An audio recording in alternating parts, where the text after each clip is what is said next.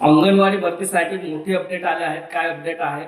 जुलै महिन्यामध्ये भरती होणार आहे। ही जम्बो भरती होणार आहे। राज्य शासनाकडून एक नोटिफिकेशन जारी करण्यात आलं आहे। त्या नोटिफिकेशनमध्ये असं म्हटलं आहे 8,000 प्लस वॅकन्सी जुलै या महिन्यात जाहिरात येणार आहेत आणि भरती होणार आहेत।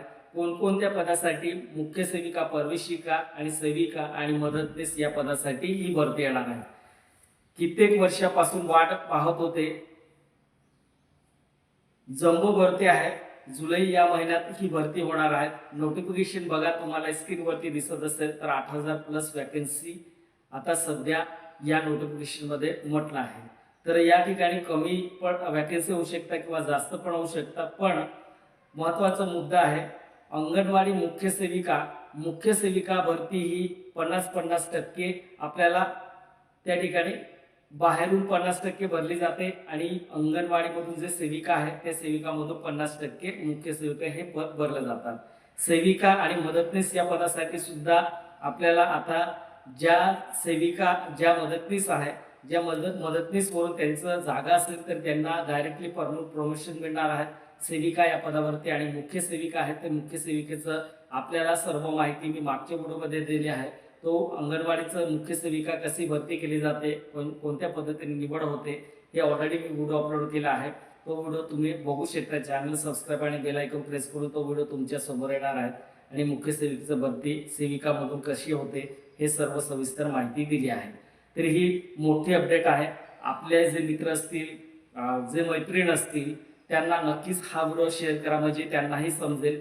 आपले जे जम्बो भरती येणार आहेत अंगणवाडीसाठी मुख्य सेविका असेल, मुख्य सेविकेसाठी जे पदवीधर असतात ते पात्र असतील महिला, ते बाहेरून 50% भरले जातील। त्यांच्यासाठी सुद्धा महत्त्वाची माहिती आहे।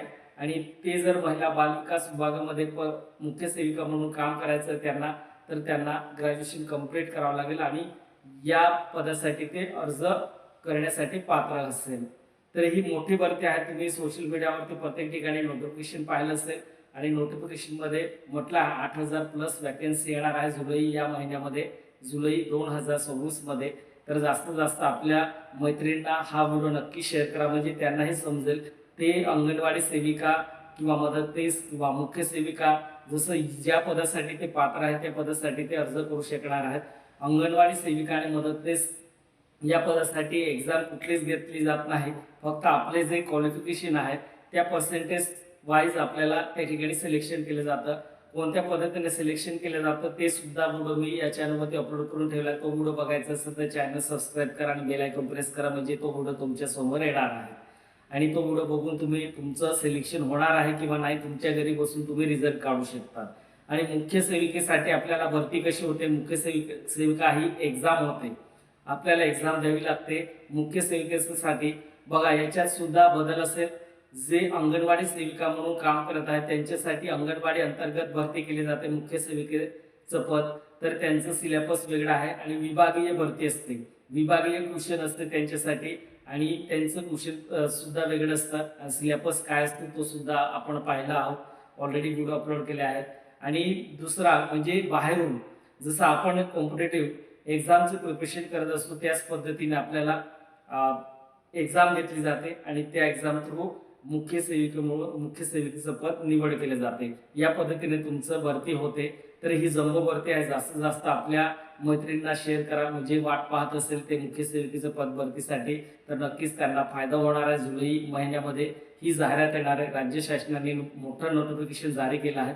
तर या नोटिफिकेशनमुळे आता तुम्ही तयारीला लागा। मुख्य सेविका व्हायचं असेल तुम्हाला तर चांगल्या पद्धतीने तुम्ही जर प्रिपरेशन केलं, सिलेबस काय असतो हे सिलेबस बघून जर स्टडी केली तर 100% तुमचं निवड होईल। तर सिलेबस कसा असतो आणि कोणते क्वेश्चन विचारले जातात हे आपण ऑलरेडी व्हिडिओ अपलोड केले आहेत। अंगणवाडीचेच व्हिडिओ मी भरपूर निदान तरी 500 प्लस व्हिडिओ माझ्या चॅनलमध्ये अपलोड करून ठेवले आहेत। ती सर्व माहिती तुम्हाला A to Z माहिती अंगणवाडीबद्दल, भरती कशी होते ते सर्व डिटेलमध्ये त्या ठिकाणी व्हिडिओ अपलोड केले आहे या चॅनलवरती। व्हिडिओ आवडल्यास ते चॅनलला सबस्क्राईब करा, जास्तीत जास्त आपल्या मैत्रिणींना हा व्हिडिओ नक्की शेअर करा आणि जाता जाता चॅनलला सबस्क्राईब करा आणि असेच आपल्या मैत्रिणींना शेअर करत जा। धन्यवाद।